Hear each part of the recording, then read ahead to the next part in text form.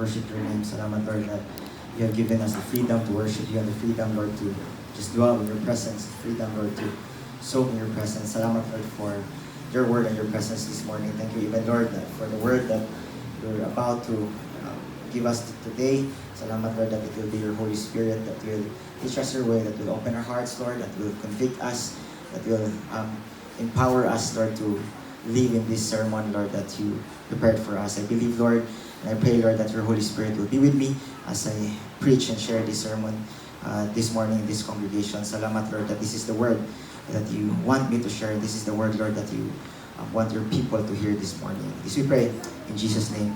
Amen. Amen.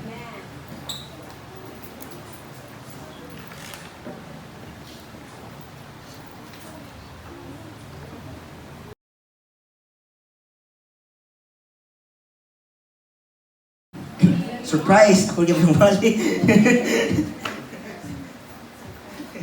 Supposedly, dili ako yung mawali. But last Wednesday night, Pastor George told me na ako yung mawali. And I'm also assigned in the worship team. But I cannot swap na kay it's Wednesday na. So, dili nakasifra ang swap po na ako. So, apiki naman ang tanan. So, ako'y nahimo. Ako yung mawali ron. Surprise! For the third straight Sunday, I will be preaching. Anyway, this morning I will be preaching something that I preached, I think early this year. To be honest, I prepared 2 different sermons to be preached. Karon, long before I prepared a series called Beyond the Norms. But until now, di pa man ipawali sa Ginoo. We planned to do that series for the whole month of September. Pati pa man siya buhi, so dili patingal ito ang ganahan sa Ginoo karon. And last Thursday, I prepared something about the season of grace since we are entering the bare months and going into Christmas. You know, sometimes when we talk about Christmas, mushifra kalit itong mga wali, atong feels pagka December na. But it should not be that case when we talk about the season of grace and Christmas, the message of Christmas. So anyway, last night, hindi ko makapakali, tingali ko ito ipawali sa Ginoo. So I browsed my early morning, kadlaw na, alauna, alas 2 na tingali ito, di man gud siya buhi. So I browsed my sermons before, and this is what God gave to me last night. So, it makes sense when I reviewed my sermon last 2 Sundays when I preached about born again. Who can remember my sermon about born again? So, are you born again? Have you examined yourself? Na-born na mo? You know, sometimes when Christian things, it becomes an obligation and a checklist, we became born again. When going to church, when attending Bible study, even doing devotion is just another thing to do every day, we get born again. And when, I like, diba, as Pastor Pao said, when we reduce Jesus into a conference, so the conference, Bible study, or church, that's when it becomes problematic. Why? Pastor Pao said, that is when you become religious. And remember, when Christ approached his disciples, he did not say, come and do these things, but he said, come and follow me. And in the day of Pentecost, before Christ ascended to heaven, he left the Holy Spirit. Not another scroll, not another tablet of things to do, but he left the Holy Spirit to dwell in us, to empower us, to guide us in our Christian walk. So that's why when we ask ourselves, ngano man kapoy na kay ating Bible study, when we ask ourselves, bukat yung lawas, ibangon taga Domingos buntag, maybe you're being born again, or you're being religious. Going to church is just a routine, a weekly routine. Going to church is just a check attendance, is just an event that you're going. Or attending Bible studies for the sake of attending Bible study, but your heart is far away from God. Remember what God said? I think it was Matthew. Check pagod inyong kuan. In Matthew 7. I do not know you. Yeah, Matthew 7:21-23, it says there, "Not everyone who says to me, Lord, Lord, will enter the kingdom of heaven, but only the one who does the will of my Father who is in heaven."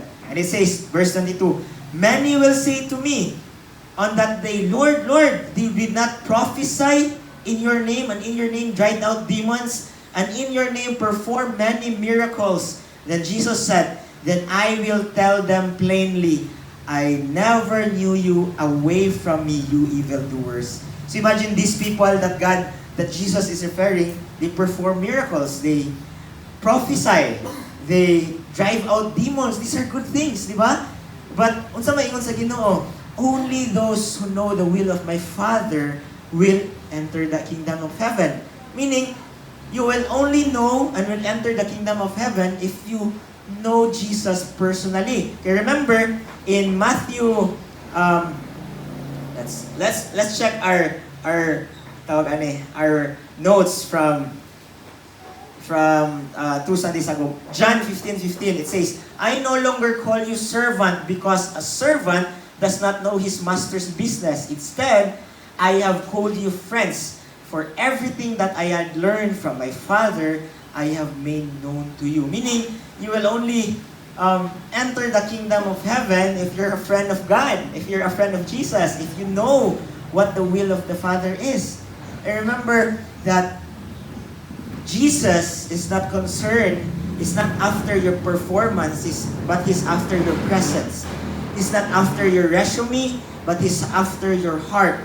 He's not after what you can do, but He's after who you are in Him. That's why Christ made it clear that, hey, I don't need anything from you. I just need your full surrendered heart. And giklaro na in Isaiah, it says in Isaiah 9, if I i-check, Isaiah, para we will be on spot. Isaiah 29:13, it says, "The Lord says, these people come near to me with their mouth and honor me with their lips, but their hearts are far from me. Their worship of me is based on merely human rules they have been taught." Imagine the Lord said to Isaiah, even this was in the Old Testament, and yet you can see the heart of the Father.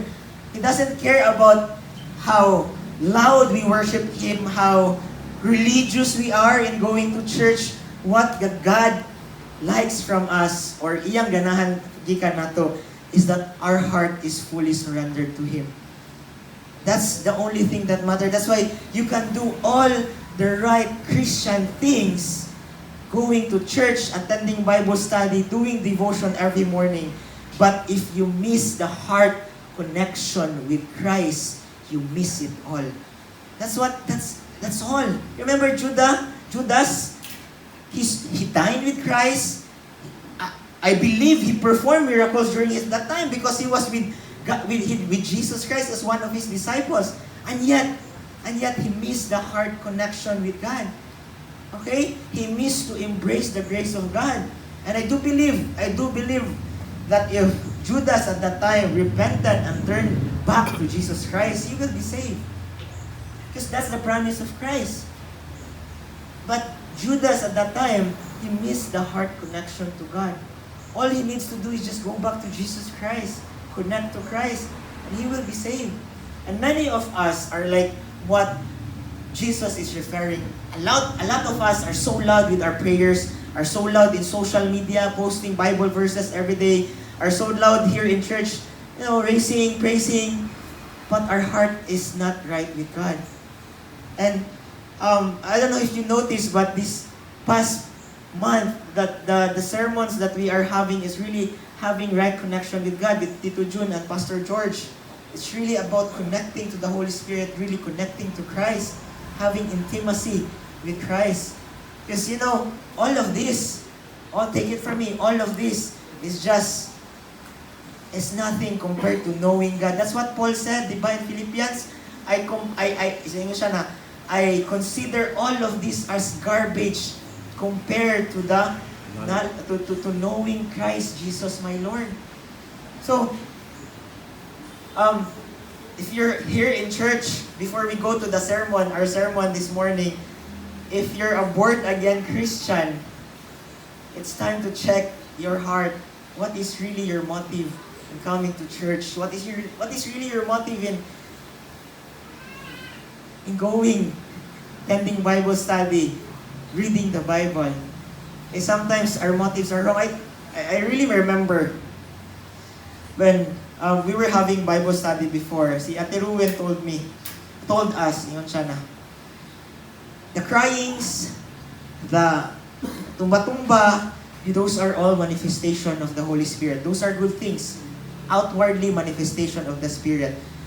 But God wants the fruit of the Spirit. What are the fruit of the Spirit in Galatians? Love, joy, peace. Those are the things that God is after. He's not after you crying there, shouting. No. That's not it. That's not Christianity at all. Everyone, when attending a Sunday service or attending revival meeting, piti tanan matumba, but not everyone will bear fruit. Piti tanan maghilak-hilak, but going home, not everyone is a changed man. That's why si Ate Ruwen, sige siya, ingon na mo before, the important thing is the fruit of the Spirit. It's not the crying, it's not the tongues, but it's the fruit of the Spirit. And I think that's what Tito Jun and Pastor George has been talking for the past Sundays, that we should go up after the fruit of the Spirit, that we should worship God who is in Spirit. We should worship Him in Spirit, that we should know the power of the Holy Spirit that is living in us. Okay? So, dito na po ko nabuhayan. And it makes sense that this is the sermon that God preached. I think wala pa man ako na-preach ni diri sa simbahan, but I preached this in one youth event before. And wala na ko preach kaya this is kind of Gen Z. But I know the boomers here are Gen Z. The Gen Z-nalize na niya sila because of their mga anak. So you will understand this sermon. Okay? But this week I had to go to Siquijor to conduct a training for the whole week. So we were with the youth of Lorena, the LGU Lorena. They sponsored a 1-week training, so I talked there for the whole week. Manang pagaw-pagaw juta. So during the morning, bumata ko, sayo ko I don't know sayo ko makamata dito, but sayo ko makamata. I wake up every 6 a.m., 6:30, and every time bumata ko, ato ko sa baybay, kay sa baybay mamigi house ang among venue sa training. So ato ko sa baybay, and I just soak there. Kana ba wala kadali ba? So nalipay kay ko sa trip kay even though it's physically tiring, teaching sa mga kanang out of school youth o kaning mga in school youth, lahi man na sila mix lahon kay ang out of school youth kato na mga batanon na wala ka eskwela. Ang in school youth kato na mga batanon nag-eskwela. Nya amo na silang igrupo-grupo, pag imo nang usahon sila na mag-away. Dili mag-abot ano man katong mga out of school youth lahi biya ilang gikadak-an. Katong mga in school youth lahi pud na ilang environment. So magsigig away, maglalis kaning ilang business plan, unsa ilang business plan. So kapoy kayo kay mabantay jud kanila. Anyway, so when I was in Siquijor, every morning I spend time with God. Nalipay ra po ko kay it gave me I think 3 mornings that I really spent intimate time with God. Maglingkod ra ko sa baybay, and then wala gadali kay the training starts at 8:30. So maligo ra ko pagka alas 8, so I have 1 hour and 30 minutes. Magtanga ra ko dito, at di ko tanga, but I just soak in the presence of God. So it makes sense because our sermon for this morning is it's titled Nonchalant Christians, rekindling our relationship with God. Now, what is the meaning of nonchalant? It's a behavior in a calm manner, often in a way that suggests you are not interested or do not care. Now, for the boomers here, nonchalant iuso ni siya sa mga Gen Z o sa mga millennials. During Christmas time, diba ito, mga January, niuso ni sa Facebook na naay mga nonchalant, naay mga reels na about nonchalant. So, hype kay ni siya this time when I preach this verse. So, for the boomers, nonchalant is behaving in a calm manner, often in a way that suggests you are not interested or do not care. Pasabot, wa kay paki. Okay? Muna yung minig nonchalant, wala kay paki. Bisag kung sa pa'y nahitabot sa mong palibot, wala kay paki. And some of us are being a nonchalant Christian. We call ourselves Christian, but we don't care about our relationship with God. Okay? We call ourselves Christian, but we don't care about spreading the gospel. We call ourselves Christian, but we don't care about what is happening around the Christian community. We just like to call ourselves Christian. And some of us, okay, maybe isa mo ani, some of us, little did we know, are becoming a nonchalant Christian. And these are the signs. Una, when you don't expect to encounter God in His Word. Kasulay na mo when you open the Bible for the sake of opening the Bible. You have devotion, di ba? Devotion mo, tagabuntag, and for the sake of having devotion. Then mo send si Pastor George og devotional message niyo for the sake of reading it. And you're not happy or you're not excited enough to encounter God in His Word. Now remember, atong basahon maybe our Bible reading has become just a routine that we go through after a day so we can fulfill a quiet time quota. Hey, nagbasa na ko Bible, naka-quiet time na ko karon. Okay? And check it out of our to-do. Karon ako naka-realize dyan na this is connected to my sermon about born again. It's about doing to-do list. So, kasulay mo, when you just open your Bible na, basa ko Biblia this morning, I have my quiet time already. Pagkakutanan mo, kung the message yung gibasa kanina, basta I had my quiet time, amuha na lang to sa Ginoo. Piling mag-quiet time ko niya, amuha ra to, dili necessary na mo share ko sa akong quiet time. And anyway, if you are like that, when you open the Bible and you don't expect to encounter God in His Word, maybe you're a nonchalant Christian now. Wala nang way paki. Kristyonahanon, lagi mo kay gabasag Biblia, but are you a real Christian? Okay? Now in Hebrews 4, it says, "For the word of God is alive and active, sharper than any double-edged sword. It penetrates even to the dividing soul and spirit, joints and marrow. It judges the thoughts and attitude of the heart." Now the word of God is alive. Okay? And every time you open the Bible, same verse. But if you expect to encounter God when you read the Bible, same verse, different message. And you notice that, di ba, sa among mga wali, we've been using, if you check your notes, we've been using almost the same verses. But every time we open the Bible, there's a new revelation. A simple verse as John 3:16. If you encounter God and if the Holy Spirit is in your heart, the Holy Spirit will reveal something to you. Okay? Now, have you encountered someone who don't have the Holy Spirit? Have you encountered someone who calls themselves Christians and don't have the Holy Spirit in them? And then you read a simple verse to them, di sila kasabot. So, ikaw nangugat na kay grabe sa pulong sa Ginoo, ba't sila na, pasabot na to. Nakita mo, John 3:16, "For God so loved the world," hilak-hilak na uban na to. But for some, okay, how do you encounter a person like that? And little did you know, we're becoming like that. The Holy Spirit is away from us anymore. We're being nonchalant. We're not cultivating an intimate relationship with God. That's why we're not receiving any revelations from God. Our heart is wrong. Okay? I like that. Nagbasa tag Biblia just to fulfill a quiet time quota. Quiet time na ko kay nagbasa naman ko Bible. Diba? Karang pag-send ni Pastor George o devotional, yan naka dito sa CR, basa ka devotional. Amen, amen Lord, amen. Naka dito. Wala na. For the quiet time na ko kay, naman ko time with God dito sa CR, na nagbasa ko Biblia. But remember that what God is after is your heart. What God is after is your heart. Now, we had a talk last night with Sheila, and I told Sheila na, Maybe one reason why kami nilang Dal, nilang Sheena, we've been praying for God for a revival. Maybe one reason why hatod karon wala pa jud mipakita sa revival sa Ginoo because our heart is wrong. Ganahan na may makakita revival for the sake na matuldukan tong gipang storya sa mga tigulang.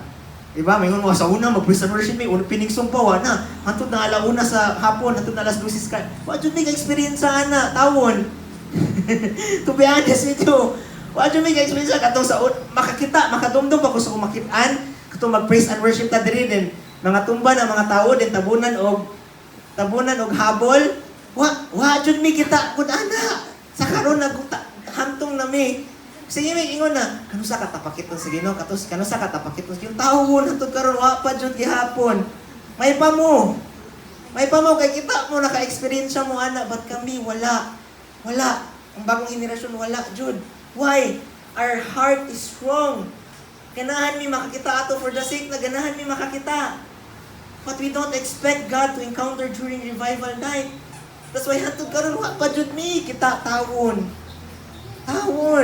Ato yung mga makitaan na, misulti lang mo, nakamutan na, nakakita og puti na, wa pa jud tawon. Ningon mi, namuna lang na kulang sa amo ang Christian life. Naniana jud mi na, if pakito na mis Ginoo na, tuldok na, okay na. But hatod karon wala pa jud. Nakita na ko demon possess, so okay na to, di na ko ganan makita balik. Okay na to. But kanang revival na inyong ipang storya na mo, wala pa jud tawon. Ang akong kanang lang mga makitaan ako before na, dumdum mo sa una na ginana, muna lang jud. But kanang ako mismo naka-experience siya, wala. Oh. Take it from me, I'm being honest with you, wala.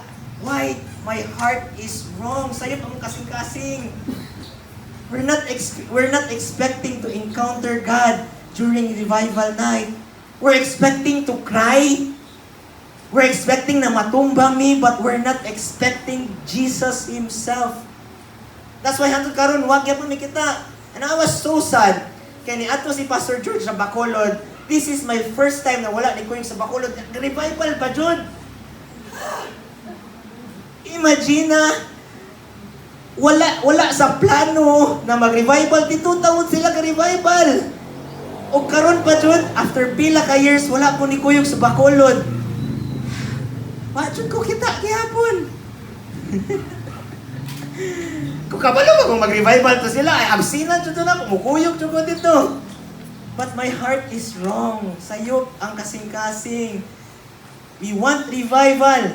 I do remember si Ate Ruin o si Papa sa una, allergic kayo sila ng mayon tong other simbahan na mag-revival night ha. Allergic kayo. Ano man? Kaya ang mga tao mo atog revival, kay ganahan maghilak-hilak. It's not Jesus that they're going there. Di sila dili. Si Kristo ang ilang atuon. Muna maglikay-likay, tawon tag revival. Hantod karon. Imbitaron ang worship day, maglikay-likay. Kaya ano man, sayop naman atuon sa tao. Dili naman si Kristo. That's being an nonchalant Christian. Okay? Second sign. When your faith is shaped more by social media than the Word. Say meaning, say pasabot ana, bite-sized Bible verses. Mana na ka na, hala, kabutan ako kay, duha ka Bible verse ako na-share sa Facebook feed na ako today. Okay na kayo. Hala, kabutan ako, Kristohano na ko kay, akong gi-forward tong devotional message ni Pastor George sa akong classmates. The thing here is the word of Christ is not meant to be skimmed over in passing, but to be deeply embedded within us, nourishing our souls and guiding our steps. Ang pulong sa Ginoo, it's not just, dili na siya kay, basahon na to, hallelujah, lamia sa pulong sa Ginoo. Romans 8:28, lamia, but it's not meant to be skimmed. Kanang mag-scroll ta, we feel that our day is complete. Kaya mag-scroll na to sa Facebook and then ay reels na 3 signs that God put you in a waiting season. Hallelujah, Lord. Natin na rito. But the thing here is our faith is not shaped by social media. Okay? It doesn't mean that your social media feed is full of Bible verses. you're a real Christian now. Doesn't mean. Okay, sorry to tell you. Third sign that you're a nonchalant Christian, when your prayers revolve around running your life smoothly. Paminawa ba yung mga pag-ampo? Kasi Lord, ayaw ko katay problema karong adlaw. Lord, dinaot Lord tanan ma-okay ra karong adlaw. Puro na lang mo request. Puro na lang mo Lord. Ana. But how is your prayer life? Paso puro na Lord. Puro na lang pangayo. Okay man ang mangayo tas Ginoo. But remember, we don't want bad things to happen. But if our prayers revolve primarily around these requests, it shows that in the deepest corners of our hearts, we love our comfort rather than anything else, rather than Christ. Now remember, God is more concerned of your character rather compared to your comfort. That's why God places us in difficult situation, because He wants to mold our character. But if your prayers are, Lord, kung ano itong Lord ha, dapat inato Lord ha. Okay man na, but you're being a nonchalant Christian. You don't care about what God wants to do in your life. All you want is your life to run smoothly. Sige, ang Ginoo, mura siya referee sa iyong kinabuhi, mura siya, oops, ayaw. Naghihimo niyang Ginoo na. Igo na lang siyang inyong pag-ampo. It's all about running your life smoothly. I like what Alistair Begg said. Christianity is not about how to escape from difficulties of life. It is about how to face difficulties of life. Okay?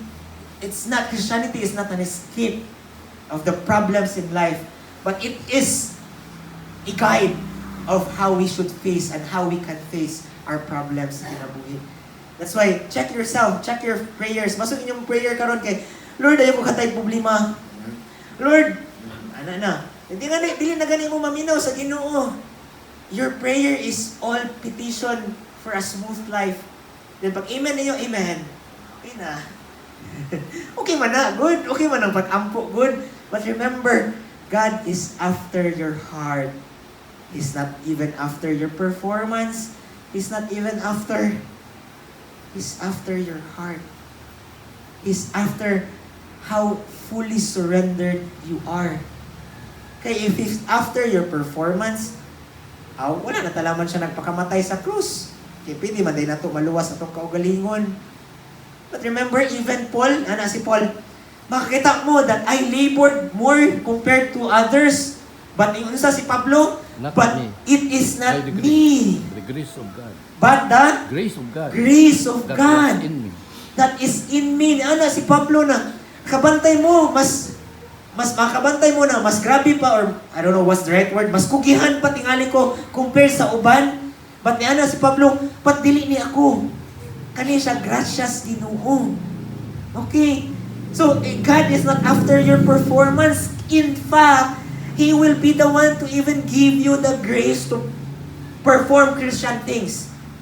But it's not other way around. It's not you performing to God. It's you performing in behalf of God by the grace of God. Muna ingon ni Pablo. So, Christianity is not about how to escape from difficult life, but it's how to face the difficulties of life. Psalms, this is the most dangerous prayer. Psalms 139, 23 to 24. Ako, to be honest with you, wala mo ko ni-pray anin na prayer ha. Search me, O God, and know my heart. Try me and know my thoughts. And see me if there are any wicked way in me, and lead me in the way. When we were discussing this ni Papa, the most dangerous prayer, Psalms 139. You know what's the meaning of this prayer? Mayon mo sa Ginoo, search me, O Lord. Mara mo sa Ginoo na, Lord, tistingi ko kung naa pa ba'y impurities akong kasing-kasing. This is the most bold prayer that you can pray. Namuha na kas Ginoo, Lord, tistingi ko. Lantawa akong kaugalingon, lantawa akong kasing-kasing kung naa pa'y mga wickedness in me.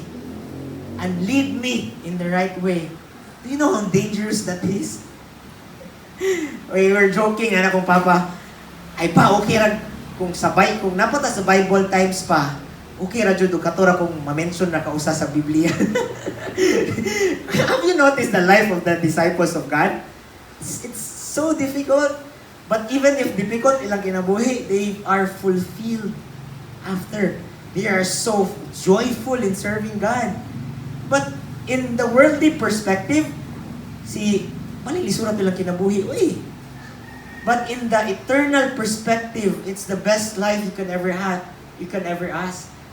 That's why I was joking, Papa, okay na pa kung katura kung karakter sa Bible na na-mention na pausa.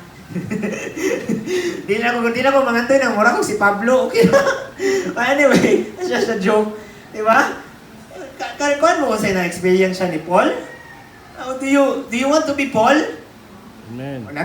Dili lagi. Gamay na lang ka-amen. Dili mo ganahan mahimong Paul nga naman. Grabe ito yung na-experience siya before. But remember, there are two people that are so influential in Christianity. It's Jesus Christ and Paul. Paul is more influential than the disciples of Jesus Christ. Apostle Paul is more influential than the disciples of Christ. Ganahan mo mahimong Paul? Ganahan mo ma-remember mo for next 2,000 years? Di ba? Magduwa-duwa tangingon. Nga naman. Isod ka itong na-experience ni Paul. Uy. No, that's one of the signs that you are not pure in your heart with God. Ako, guilty ko ana. Di ba? That's one of the signs that we are not fully surrendered to God. Ano man, mahatlok pamanta. Now remember, God or the Holy Spirit should be the president of your heart, not just a resident of your heart. Meaning, He should be in control of your life. So kung wala ka na, konekta na to sa ato running smoothly. Kung mahatlok pa ka to face difficulties in life, maybe the Holy Spirit is not yet the president of your life, of your heart. Mahatlok mo ka. But if you are confident that the Holy Spirit lives in you and is leading you, not only lives in you, but leading you, then you will be confident that whatever life throws at you, there will be God who will help you. Amen? So, Psalms 139, are you ready to pray that prayer? Lingo-lingo, malagi mo. Ano man? Lisod na prayer, Lord, search me. Mura niyo gihagit ang Ginoo na, Lord, purify my heart. Whatever is wicked in my heart, take it away from me. And sometimes, when God deals with you, it's painful. Okay? Especially when God deals with pride and bitterness, it's so painful. And I like what Pastor George said, yun siya na, when you have bitterness in your heart, sigurado na dyan na 101% sure na kailangan mong deliverance. Kaya ano man, bitterness, mo daw na ilang, sa mga gulang, silang may kuhan sa una, cast out demons. Sila may nag-cast out demons, but ilang, based on their experience, yun na yung mga tiguwang nire, ang number one daw na issue katong mga na demon possessed are bitterness. Silang kasing-kasing. So kung wala kasi Ginoo, Lord, search me, O Lord. Are you ready for God to deal with your bitterness? Usahay ra ba? Kung God will deal with our bitterness, hatagan pa tanyag laing sitwasyon na mabitter pa jud ta. When God deals with our unforgiveness, hatagan na po tag laing sitwasyon Ginoo na lisod kay ipasaylo. That's it. Lisod, di ba? But we should be fully surrendered. We should not be a nonchalant Christian. Our prayer should revolve in surrendering to God, not in running our lives smoothly. Next, third number 4. Next sign that you are a nonchalant Christian is when you limit your time with God to a certain time in a day. So pasabot ana, okay man ang mo pray ta morning. Amen. But your time with God, it's not limited sa buntag. You should be conscious with the presence of God in your life. That's why when you eat, for example, when you pray for food, how do you pray for food? Muni very example na tuha that we're being a nonchalant Christian. I-check po ko na itong kagalingon. When we pray for food, atong prayer for food kay memorize na or dinalian na dili heartfelt. Sa ito yung saan ang prayer ganit sa food? Bless us, O Lord, in this, di ganun ko memorize. Bless us, O Lord, in this, which we are about to receive through Christ our Lord. Amen. But do you know what's the meaning of that?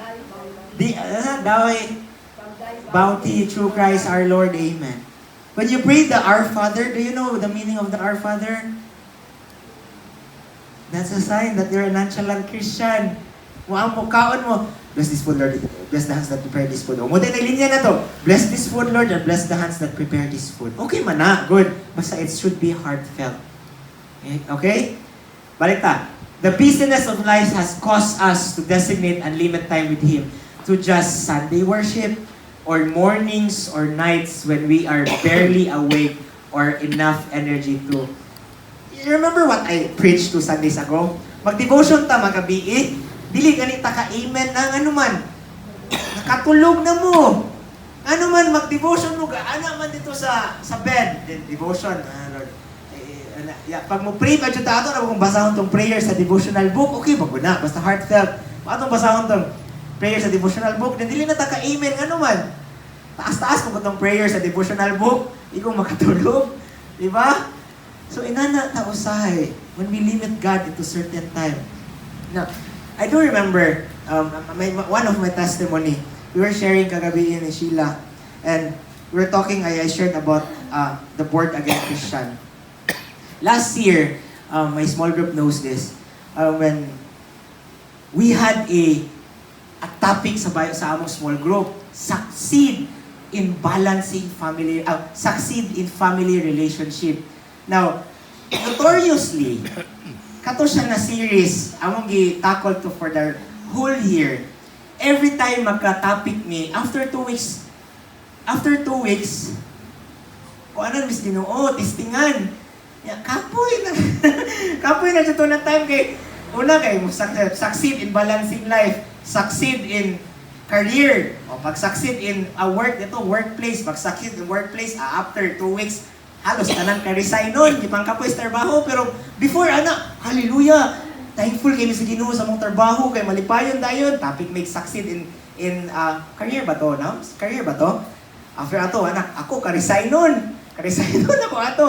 Then dapat ay succeed in family relation. Di ko malimot, July to na mo gitakol, succeed in family relation. So we were talking about how we should succeed in family relation. After 2 weeks or a week, singkahan na ibidami sa kong papa. Singkahan na ibidami, na-shock ko ba nila? Napada ito. Pagbalik na ko sa balay, maradyo kong na-shock na lang. Nabuhat na dito na ako. Si papa po na-shock. Na wala na po laman siya. Sa una kay maglalis. Buliyagon, mag-usaw na sa maglalis ni utubag pa na siya. Kato, iyang tubag na ko ni Ana, nagulaman siya. Ay, wala tarag, ikaw na. Ana, nagod siya. Then, balik ko sa kuan, na-shock kay ko. At that time, in denial kay ko sa Ginoo. God, lagot kay ko sa Ginoo. Lord, succeed in balancing family relation. Ako mo din mong testingan after ato kay wala niya ko ni pawaliyon ko sa Ginoo sa among small group. Ibi ako muwali siya pawali. Pabalo na sila. Una silang giingnan. Kimahadlo ko kay testingan na po ko sa Ginoo. Mawaliyon ko niya forgiveness. September to. Kaya ako ato na time, kaya ko ka-forgive. Awa ko ni waling forgiveness about love. Pero sa small group to, tulubangon na ako sa Ginoo. It's funny, but tulubangon na ako sa Ginoo. That's ako na siyang tulubangon sa Ginoo. Okay? But hanto dingo si Kuya Sani siya na, ayo rakadlo ko, kung sa ipawalis Ginoo, iwali ra. Makabantay tingali na sila kay dili buhi ang pulong ba. When you preach a sermon that is not from God, di mo guna buhi. Anyway, at that time, buliyagon kay ko, susigo pabuyag lang mama papa. But I told Sheila, when I was looking back at that time, that was the time where I really felt God. During that time na in denial ko niya. Ay pabuyag ko, di mo na ko sa Ginoo na. So man Lord, ganahan pa ka na ko? Mo na ko sa Ginoo, sa man Lord, ganahan pa ka na ko? Oh. But every time when I do that, God responds. I don't even say amen. Dili ka ni ko mo yung amen. Mo na ako, unsa man Lord, ganahan pa ka na ko? Wala na ko sa Ginoo. O Lord, asa pa man, asa man imong gugma. Ako ginanaw ng Ginoo. Just to be honest, I'll be blunt with you. During that time, wala ko sa Ginoo. Lord, kay gugma pa ka na ko ani. But during those times, it was the time where I had a real talk with God without even saying amen. katong random day, random times in a day na wala ko sino, I flirt. Wala ko, to be honest with you. Wala ko, super, wala ko ka. Wala ko sino nga to. Yeah, makamata na lang ko makadlawon, maghilak ko, walo anong gahilak ko. But ako bagay akong i-deny ang Ginoo. And it came to a point, August to last week. Grabe ng pabuyag. Ako hawan ako diri, di nang trabaho diri. Di na gani ko musimba ato. Nakabantay mo ato na tayo. Di ako musimba kay gaway bim sa akong papa. Di ko na maminaw niya. Di na ko musimba ato. Musimba na lang ko ato mo play ko drums.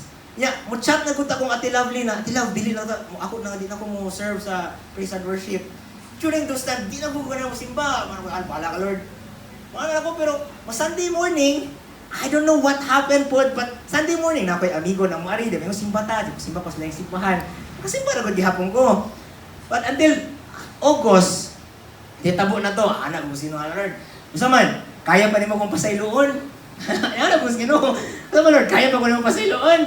Pasikati ko si imong grasya. Ako kung ina ng Ginoo, pasikati ko si imong grasya be. To be honest, it's not a good thing, ha? It's not a good thing. But I'll be honest with you. This is my relationship with God at that time. I told God, so Lord, mapasaylo pa ko nimo. And that's a sin, ha? Last ka lang, you deny the grace of God. Tulubago na ako sa Ginoo when I face Him in the future. So, anak ko sa Ginoo, so Lord, mapasaylo pa ko nimo. During that time, Sunday morning, pagmata na ko ato kay simba ko dili. Kaya maulaw ko mo simba kay siyempre maka-feel ko ka na ang Ginoo mo simba. Mano ay balik ka ulaw kay mo simba. Oy, maulaw ko ka ginagmay pa. During that time, ana lugod Ginoo na simba tindog adto dito. When I went there, I went to a church in BGC. There was a song sa Planet Shakers na daan na kayo atong covered ang title. Yeah, sige na to kinakanta ang ubang song sa ilahang album, but wala jud ta kakanta ng kantaha kanang covered. And the lyrics says na, no matter where I've been, no matter what I did, no matter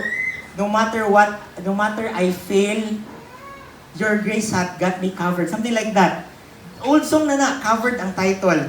And during that time, wala gani ko. Pagsimba na ko, wala jud ko ana ragod kay maulaw yatas Ginoo. So ana ragod.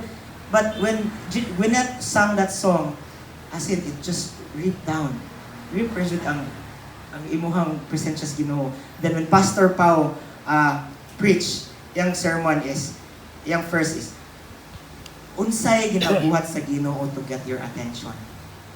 And that spoke to me. Ana siya na, how long will kanang makuha sa Ginoo ang imong attention? And he was talking about the plagues ba? Na dugagan na kayong plagues na hitabo ato sa Bible time until nakuha na gud ang attention ba? So anas Pastor Pao, unsa ka dugay makuha sa Ginoo ang imong attention? And that time it just sinks everything in. Na after all sa paghagit-hagit na kus Ginoo, what it says in Romans 8:28, it's true. Nothing can separate you from the love of God that is lavished upon in Christ. That's why what Pastor George says, that your salvation is not your concern. That is true. Once you are saved by the grace of God, God will look for ways to bring you back into His presence. That is true. That is true. I can attest to that. And my small group knows everything about what I did. And it was the grace of God that restored me. When I went to my small group, when I told them everything, it was also the grace of God that restored me. I never heard anything from them. I even asked them, when you heard me falling or failing, ano sa inyohang gibati towards me? I asked them. Siya na, wala. Kung nauso ba yung panglantaw na ako? Ano ba sila? Wala. Okay, we sin in our flesh, but it's our Spirit of God that will. Diba? So, when you limit time with God to a certain time in a day, you're being nonchalant. My point is, even during that time na muingon ako sa Ginoo, ay Lord, naaba ka Lord, wala man ka. Ay Lord, unsa man ni Lord? But just during ato na mga time, that was the time where I really felt God. Constant communication with Him. Compared to the time na moampo ko mabuntag, and then the rest of the day, kaya marunong walay Ginoo. But during those time, naman ako sa Lord, asam ka? Oh, mas na-feel pa na akong ginutawan ato. Di gani ko mo amen ato, maran ako masturya niya. Lord, asa ka? Lord, unsa man ni Lord? Sa ba kaya pa ko nimo higugmaon? Ang kitagit lagi kay garaon biya ta. Ana mo gino sa usa pa yung buhaton higugmaon lagi ang ikaw. But during those time na constant communication sa Ginoo, during those time mas na-feel pa na akong Ginoo even if sayop ako ang gistorya niya. That's what you mean by when you limit God to a certain time of the day. You're being religious. Buntag ampo ako. Remember, it's a relationship to cultivate. Okay? It's a relationship to cultivate. Next. Limiting time with God to certain moments in a day is like only giving half of your heart to the one who gave everything to you. That's it. When you limit God to a certain time, mabuntag or magabi, and then in between, wala ra, it's like you're limiting God who gave everything to you. Yung gilimitahan na Ginoo, tawon. Muna ako sige ingon sa mga matanon, tawon, gimingaw ang Ginoo ninyo. Pakita pud mo. Sinuod biya na, if you put it in a layman's term, mingawan biya pud ang Ginoo ninyo. Remember, He desires to dwell in you, to have a fellowship with you. Mingawan na siya. Next, last sign. You prefer to grow and worship in isolation. Nonchalant Christian, if di mo ganahan to mingle with your brothers and sisters in Christ, you're being a nonchalant Christian. Remember this, Hebrews 10:23-25. Let us hold unswervingly to the hope we profess, for He who promised is faithful, and let us consider how we may spur one another on toward love and good deeds, not giving up meeting together. That's why we need to meet together. Kapuyan na mo mga small group, kapuyan na mo kuan, maybe you're being a nonchalant Christian. Okay? We were not meant to walk this journey of faith alone. Embrace the fellowship of believers and discover the riches of worshiping together in unity. You're not meant to travel this earth alone. But kita, gamay raman ta diri sa atong simbahan, but we are destined by God to walk our Christian life together. That's why kita ra pud ang mag lift up sa atong mga spirit kay we are one in the body of Christ. Okay? Next. Most of you friends can tell you're a Christian. Say sign na you're a nonchalant Christian. If imong mga amigo wala gani kabalo na Kristohanon ka. Ngano man? Wala may prutas. Usahay. Malo mo, usahay. Sa atong pagpaningkamot na mapabalo sa atong mga amigo na Kristohanon ta, masawayan na noon ta. Ngano man? Manifestation naman. Musen og Bible verse. Pagkakita ninyo kay gaaway man. Unsa man naman yung amiga? Ay sen og Bible verse. Ay siya po'y una dayong nangaway. It's the fruit. You can pwede ra dili mo send og Bible verse nila or mo share sa gospel, but inyo rang ipakita ang gospel through your action. They will know that you are a Christian. Mas masawayan pa mo. Kamo kita patani ka experience ta sa una, di ba? Mas masawayan pa ta pag atong ipugos og abri ang Biblia nila.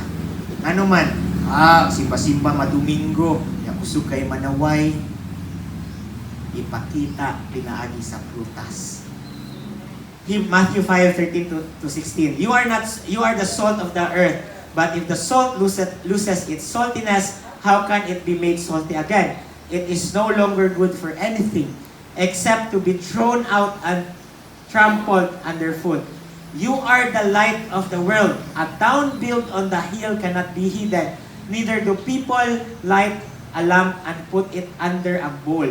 Instead, they put it on its stand, and it gives light to everyone in the house. In the same way, let your light shine before others, that they may see your good deeds and glorify your Father in heaven. Remember, even your good deeds are not from you. It is from God. Yun siya. I prepared this before the foundation of the world. So ang imuhang mga maayong buhat dili gani nagikan nimo, but gikan na sa Ginoo. Madili ka makabuhat anang maayong buhat nagipipara sa Ginoo if ikaw mismo nonchalant or bored again. Meaning, you're not intimate with God. So ano mo pagbuhat sa iyong ipabuhat? Wala po kabalo sa iyong ipabuhat. Sige lang ka-question ni Pastor George. Pastor, so pagkabalo mo na ipabuhat sa Ginoo? So, pagkabalo kong Pastor George na it's your relationship with God. We can give you guides, we can give you signs, but ikaw mismo ang makabalo, makakonfirm. Kaya ikaw may nai-relasyon sa Ginoo. Okay? Next. John 13:35 it says, "But this everyone will know that you are my disciples if you love one another." Now, results of being a nonchalant Christian. Let's do this fast. Number 1, we become spiritually exposed. Remember, if you're a nonchalant, you don't care about your spiritual life at all, we become spiritually exposed. Meaning, in Ephesians 6:11-12, it says, "Put on the full armor of God so that you can take your stand against the devil's schemes. For our struggle is not against the flesh and blood, but against the rulers." Spiritual war ni guys.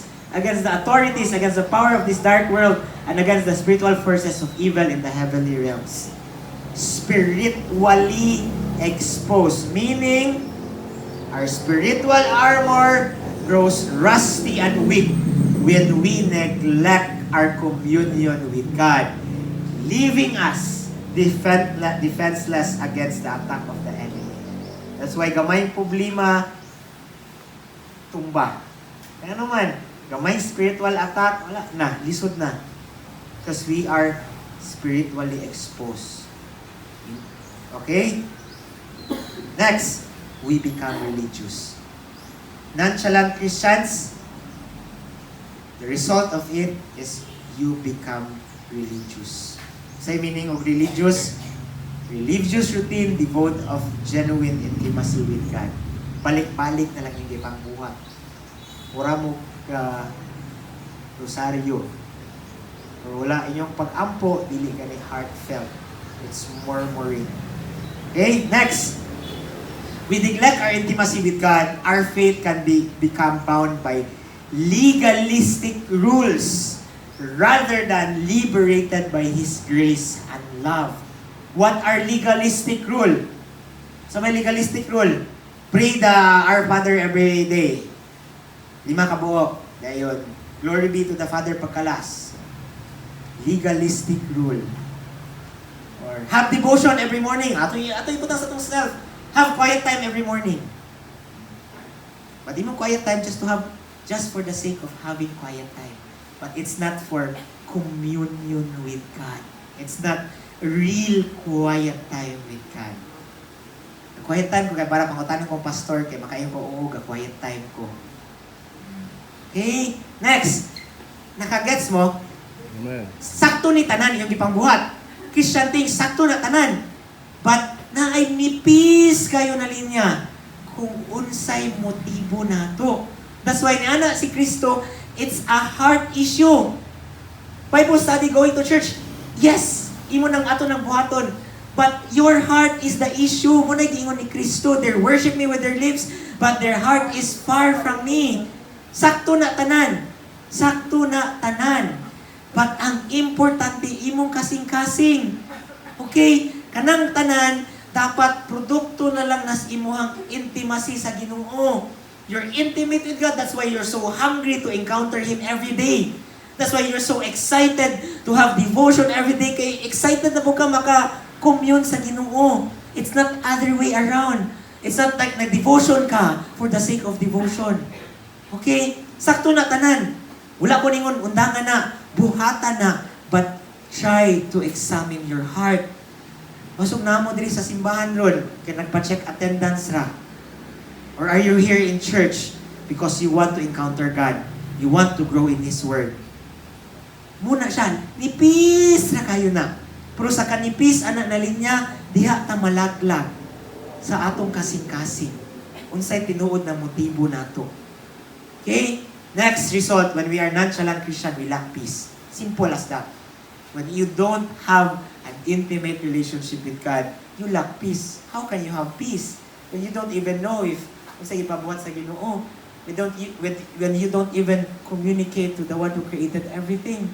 Isaiah 26:3 says, "You keep him in perfect peace, whose mind is stayed on you, because he trusts you." That's why you're not at peace, because we're being a nonchalant Christian. Now don't worry, di ba? Last time, I gave you things that you can do para dili mo mag-bored again, Christian. Now, I will give you a few things that you can do para dili na po mo nonchalant Christian. Una, refresh. Purge the bad stuff. Meaning, take a break from what's drawing you away from God. Cellphone, Netflix, TV, internet. Okay? Take a break. Meaning, ibutang sa ang cellphone, pal nga sa ang internet, just refresh. Okay? Munay tumong og retreat. Kana bang retreat? Dapat unta mag-retreat ta. Wala untay cellphone, tanan. Okay? It's a refresh unta. Okay? Sometimes the most spiritual thing we can do is simply take a break from the distraction that pull us away from God and recenter our heart on Him. Okay? Recenter our heart on Him. Second, para di na mo manantsalan is refill. Puro ni fill up on what is beautiful. Let us look for stories, songs, and art that inspires us and point our hearts to God. So, paminaw mo mga testimony, mga tabang mana. Di ba, when you are away from God, makadong mo testimony, mura mo bamuhian, it can help. That's why kamo pod, if na may testimony, i-testify pod. Kaya para mabuhayan po ninyo mga kuyog sa pagtuo. Okay? So, testify. Refill on what is beautiful. Kung feel ninyo nonchalant na mo, layo na kay mos Ginoo, maybe a song can help. Okay? Maybe a song, I am coming back to the heart. What song that pwede ninyong makuan? Okay? Refill on what is beautiful. Next, recall. Fill up on what is true. Recall the promises of God in your life. Kung you are being a nonchalant, feel niyo layo na kayo sa Ginoo, wala na mo'y pakis inyohang palakaw sa Ginoo, hinumdumi pa gotong during the time na on fire pa kayo mo, di ba pang reveal ang Ginoo ninyo? Hinumdumi to. Makatabang to og pabalik sa inyohang fire diha sa Ginoo. So during those time that God revealed you or promised you something or revealed a word sa imuha or revealed a prophecy sa imuha, i-recall to. I do believe a lot of us here receive prophecies, di ba? Ako every time I kapuyan ko on my work, on my lecturing, and in my preaching, balik na ko on the prophecies na ako na-receive before about me, doing all of these things. So, balikan na ito na kayo, ni-prophesy man Ginoo ani, so siya mo sustain ako. Okay? And I like what Pastor Emilio said, Pastor Emilio, away from God, di ka makasurvive sa ministry. Okay? So, balik ta. God is not after your performance, but after your heart. You cannot survive your ministry, even if your ministry is tigpagling, not even if, even if imong ministry kay, okay naman ako ministry, kay gitawag naman ko sa Ginoo na maglimpyo sa simbahan, di ka ka-survive apart from the Holy Spirit. Isang may kasimpi naman ako ministry, kaya naman, sugo naman ko sa Ginoo na kuyog-kuyog na ni pastor. Even if that simple, apart from the Holy Spirit, dili ka makasurvive gihapon ana. Remember that. Next, basahan sa nato ni. The more we fill our minds with the truth of God's Word, the less room there is for doubt, fear to take root in our hearts. Okay, next, rediscover. Fill up on what is good. Okay? Strengthen our spiritual life by focusing on God's Word. I-feel mo, nalayo na ka, nonchalant na ka, and you read the Bible niya, patay na ang Biblia, try to ask help. Okay? Na, kuyugi ka, unsay revelation, kuyugi ko brother, kuyugi ko sister, unsay revelation sa Ginoo ni mo ani. Sometimes, that's what you need. Okay? You need your fellow Christian. That's why we have small groups, we have Bible study. Okay? Kaya during that time, the only instruction I gave to my small group, even if akong ginan sila, If you don't feel like coming spiritually, emotionally, just come physically. Balag feeling nyo, layo mo kinuor, dili mo ganahan mo basag Biblia, I don't care. Just come here physically. Mura na, bahalag maglingkod ra ka diha, magtanga ra ka diha, just come here physically. Mura dyan na, and inana ta, just come physically. When you want to reignite your fire, just come there physically. Okay? And fix your heart. Kung gutom mo, anak mo na, Lord, ako kabalo, Lord, saan ako pagbalik diha ni mo, maikog man ko. You know what? The mere fact na naikog mo balik sa Ginoo, that's a sign that the Holy Spirit is working in you. Ano man, nakonbiktahan man mo. Dili ta mo maikog kung wala mo nakonbiktahan. Diba? But nakonbiktahan man mo, naikog man mo. Naulaw naman mo sa Ginoo. That's the sign where it's not condemnation, but it's God calling you. Okay? That's one of the signs that God is calling you back. So just be there physically. It's your heart naman that's speaking. Okay? Next, mas maayo pa na kaysa atong mga Kristohano na mo-attend na Bible study for the sake of attending. Mas maayo pa na siya na rason na you're hungry for the restoration of God. Next, as we focus on God's Word, we are reminded of His promises, His faithfulness, His unchanging character, strengthening our faith and deepening our relationship with Him. Okay? Next. Last. Rekindle. Fill up on good conversation. Spur each other on the stories of God's work in our lives. That's why it's so important that you are surrounded with Christian friends. Okay? Because they will help you rekindle your walk with God. Hindi na mo mahimong nonchalant. Makatungog ba sa imong tupad na, grabe kang Ginoo this week. Kaya kung ana, siyempre ikaw po, mura po kag, ikaw no? Ako mura, wala na ako kasturyas Ginoo. Gimiho na tingali ito siya na ako. Kaya wala mo ko'y grabe na na-share karon. Okay? So fill up conversation on good. Let our lips overflow with praise as we recount the countless way God has moved in our lives, spurring out another on a deeper trust and obedience. Amen? Now remember this, our relationship with God should never be a secondary pursuit. Don't be a nonchalant Christian. Don't be a born-again person. Don't make your relationship with God a secondary pursuit. Kung sa meaning secondary pursuit, it's not your priority. The more busy you are, the more you should spend time with God. The more stressful you are, the more you should worship God. The more sick you are, the more that you should dance and shout for God. Our relationship with God should be our outermost priority. Bahala kung sa ba ka busy. It should be your outermost priority. The world may tempt us to prioritize temporal pleasures and pursuit, but let us fix our eyes on the eternal and make God our outermost priority. Diba? Sa titalo tayo, morning prayer, okay na na. No. Okay man, morning prayer, basta tinut anay, heartfelt. But what if your morning prayer, kay kadali-dali kag amen, kay na-late na ka? When we say intentional, meaning, kaya, it's hard to be intentional when your heart is not right with God. Okay? It's hard to be intentional when your heart is not right with God. Same ra na sa inyong karelasyon. Do you think it's easy to love another person? It's intentional. But if your heart is not right, it's so hard to love and to show love to other person. Same na sa itong relasyon sa Ginoo. When you're not intentional, it's so hard to be intimate. When your heart is not right, it's so hard. That's why it's a hard issue. Okay? So don't be a nonchalant Christian. And don't be a born-again Christian. But be the Christian, okay, who desires a real heart connection with God. That's the gist of our sermons for the past Sundays.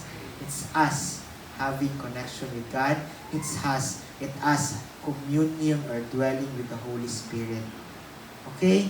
Kaya mabot ang panahon, nakapuyo na mo simba. Ano man, check attendance naman laman ni. Ayaw paabtaan na, okay? Nami nang musimba ta na atong kasing-kasing sakto. You know what? Every time before I speak in front, days before I speak, mo na ko sa Ginoo, I pray na, Lord, prepare the hearts of your people. Ano ko, I don't care if kamay ra mo ani, basta I pray to God, Lord, prepare the hearts of your people that they are hungry and ready to receive your word. Kay kanitanan, even kani among pagstorya sa tubangan, kawang ra jud ni. Kung dili sakto inyong kasing-kasing diha sa Ginoo. Even ako, akong pagwali diri kawang ra ni sayop ang ako ang motibo.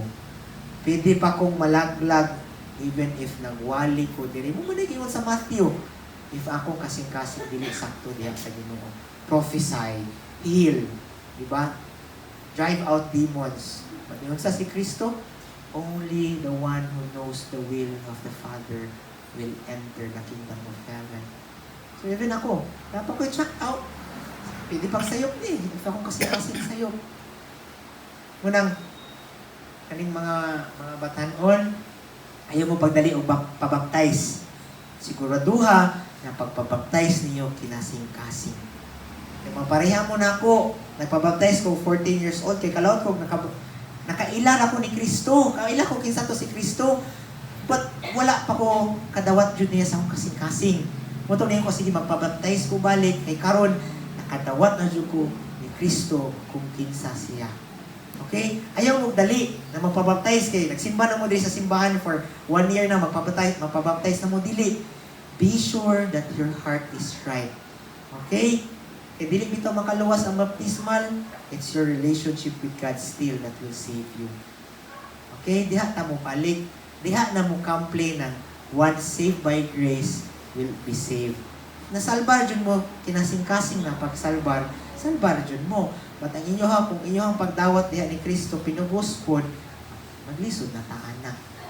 Okay? So it's just a reminder ha. Reminder na to, nawali na to ha. It's not meant to, kaya ako, nagwali po ko sa akong kagalingon. Okay? Giwali po ko sa akong kagalingon. It's a reminder for us not to be born again and not to be nonchalant. Okay? Prioritize your relationship with God. Make sure that your heart is right with God. Okay? You can do all the right Christian things, but if you miss the heart connection with God, you miss it all. Importante na atong kasing-kasing diha ni Kristo. Okay? Reminder ito ha. Wala tayo gipaikan na to ha. Kaya ako po naigo po dato. Kita tanan. Kung naigo mo, naigo po ko. My past 2 sermons are also for me. Okay? So let's pray, Lord. We thank you, Lord, for your word. We thank you, Lord, for reminding us, Lord, to prioritize our relationship with you, Lord. Salamat, Lord, that for reminding us, Lord, not to be a nonchalant Christian. A Christian who doesn't even care about our relationship with you. A Christian who pwede na Christian. Pwede na ni Lord. Kaya ni Simba mi. Salamat, Lord, that you will allow us and help us, Lord, to shift from that mindset to that heart, to the real heart of Christian, Lord. Salamat, Lord, that you will help us, Lord, to bear the fruit of the Spirit. Salamat, Lord, that through your Holy Spirit, Lord, we will be hungry of your world, that we will be excited, Lord, to get to know you more, Lord. Salamat, Lord, that you will help us, Lord, to shift from religion